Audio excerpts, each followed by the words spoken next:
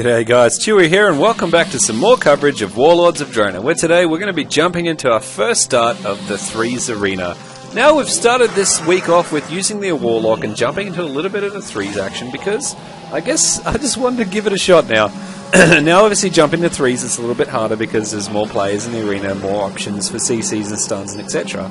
And really it comes down to those really focusing on the plays and seeing for opportunities where you can get a kill, or at least, you know, apply a lot of CCs or stuns to delay some tactics, or to either apply some sort of significant pressure on a healer, and meanwhile keeping DPS roughly around even on pace in the rest of the team. And I guess the objective is to drop one of them, because once one's down, the rest of the team should fall. So our first roundup is against a Shadow Priest and a Restoration Shaman and also a Combat Rogue. So I guess the idea here was we wanted to hammer down the Priest because of the off heals and just apply some of that CC and interrupt and stun pressure on top of the Shaman. So here I am setting up. I did get nailed by a sap.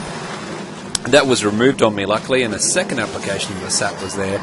Really beautiful on the Doomguard, able to open up and get that little bit of a stun, or should I say a CC down on the Shadow Priest. And now we're just trying to get into a position where we can apply some pressure on them. So I've done a few dot bursts there and applying some of my curses there as well as my dots. And I guess I'm trying to get in a position where I throw it down on the Shaman. There's a bit of a misplay there where I dropped those dots in the Shadow Fiend, not to worry, but there's a Shaman there. So you can already see some of these small errors here that's already played part into, I guess, not a good start, because you can see that pressure that we've just had on our own healer. And really, I'm really trying to focus here on opening with a little bit more over the Affliction Curse before I use my other dots, because basically with the Affliction Curse, if it is dispelled, at least I get that silence on there and that burst damage. So here is a really great example of fear working in our favors and just peeling that Restoration Shaman on the opponent's side away from the Priest. In doing so, we've got some significant pressure there in terms of some of our ticks of our dots still working off there, and also a bit more pressure on the healer having to switch targets. So we're able to apply some further dots on top of the healer and really forcing his hand to stop healing the other opponents and start healing himself. But you can see at this point we've got him down to critical point. There's some pretty significant dots on him.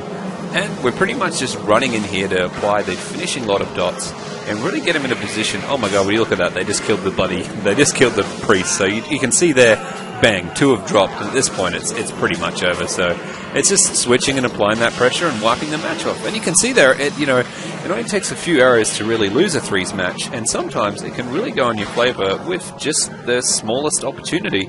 That was a pretty good example of keeping the healer off the rest of the team. Let's see what else we can round up in this first series of the Threes Arena with the Warlock Affliction. And for our next match, we are versing a Fury Warrior, a Holy Paladin, and a Marksmanship Hunter. Joys. So obviously here we've got 2 significant pressuring DPS classes, and I mean they've got some nasty abilities that can really do some damage our way.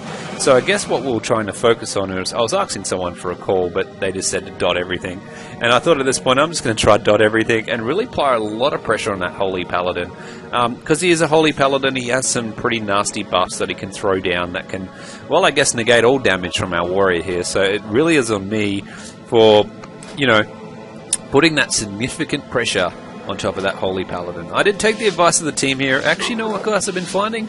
Shadow Fury in Threes is a lot more useful than, of course, our Howl of Terror.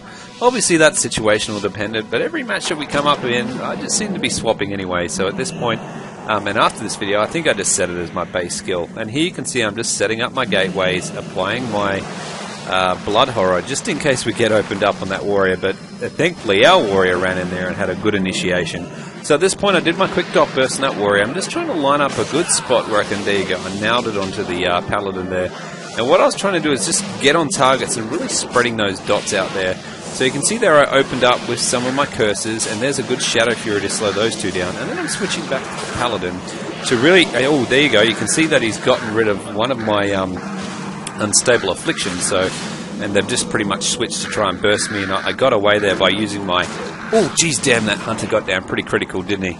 Bit late there. You can just see that the Paladin just used his bubble, so that's fine. I'm just trying to tail off the DPS off me, because, you know, they're pretty fixated on me. I'm able to get in a pretty good position here, actually, where I can apply another quick dot burst of my curses and get into a good position of start opening again with those Unstable Afflictions. And you can see it's really important to open up with those, because I mean, there's no point dropping those other curses if they're just going to get the spell. Here you can see we've got significant pressure on the life on the warrior, and we're just reapplying those curses in there because we've got to be mindful the Paladin has his cleanse ability. Another nice little Shadow Fury opener. That was a good drop of abilities down, but the Paladin's going for the escape. That was a beautiful quick port to get in position. A nice open with the Unstable and the Haunt combo and Drain Soul, which is a nice little top off with all the curses that we're dropping down. Really, really good there. So you can see as the Paladin's running around trying to do stuff, we're just trying to spread more of those dots. And at this point, we've pretty much nailed that Paladin. There he goes. And at this point, guys, you know, if you nail one of the threes and they're quite critical like this, it's pretty much over. The warrior's down, which leaves us last to the hunter. I'm not sure if he's going to stay the whole fight. Oh, but he's going to sit around and see what he can do. We're just going to smash out all those dots. And we just popped across there just to be a pain in the butt. And let's finish off this threes match with a successful win with the Affliction Warlock Warrior Shaman combo. Not too bad, guys, for our second round. Let's see what we can pick up in one more match in this threes video coverage. And for our final match, guys, we're versing a Hunter, Rogue, and Restoration Druid combo. This is going to be a well, this is going to be a pain in the butt because I'm all about the dots, and that Restoration Druid is all about the hots. So it's going to be quite interesting. You've got to be mindful that the Druid does have 2 initiations of a cleanse ability, which is going to be painful. Here you can see me is just reapplying that Shadow Fury. And at this point, I probably want to keep that Blood Horror. I know I haven't talked much about that skill, but this will probably come in really good handy here. So again, I guess the tactic is here, we want to be throwing as much dots as we can down onto that Restoration Druid, but when he starts to run away, we don't want to get focused on trying to chase a Druid, because sometimes they're just too sticky, right? Too slippery.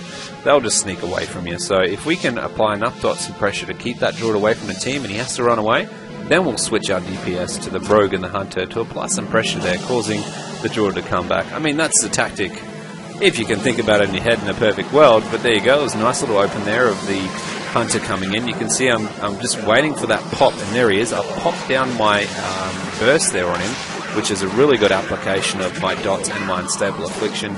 Taking a little bit of stun damage to Rogue, a nice little opener for the Shadow Fury, just trying to get into a good position for a Haunt.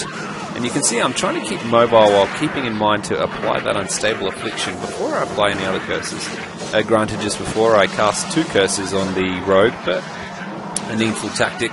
You can see they're starting to switch their DPS towards me. I'm trying to get into a position to really get some further damage down on that Druid, because you can see we got him down quite well. The Warrior's able to apply a lot of pressure to him, and he's popped his ultimate. At this point, it would be a really good opportunity for a Shadow Fury, and there it is.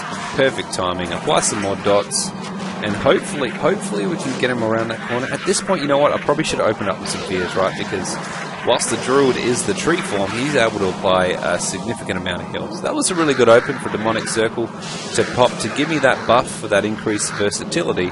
And you can see there, that was a good open with the Unstable Affliction. That Rogue's just running all over me. And there we go, the Druid's hiding around the pole, which is kind of an event we want happening, but not at this point. And you can see that silence, because of those Unstable Afflictions, is coming in there quite nicely. A beautiful open with an Unstable Affliction. I must say, in this round, I'm not getting kicked, or there you go, I just got kicked in, but if you have a look at all the other times they had opportunities to kick me during the Unstable Affliction, I've been doing quite well.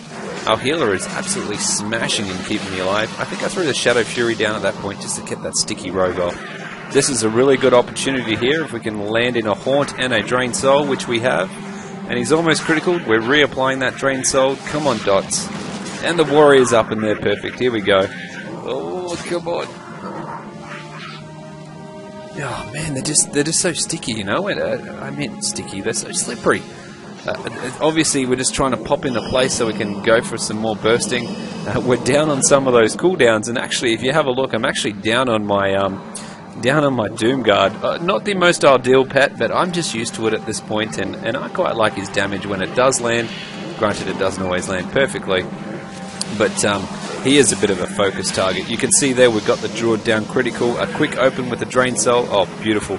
There we're going, so we're bringing our pet back into action. At this point, guys, we've pretty much got it in the bag.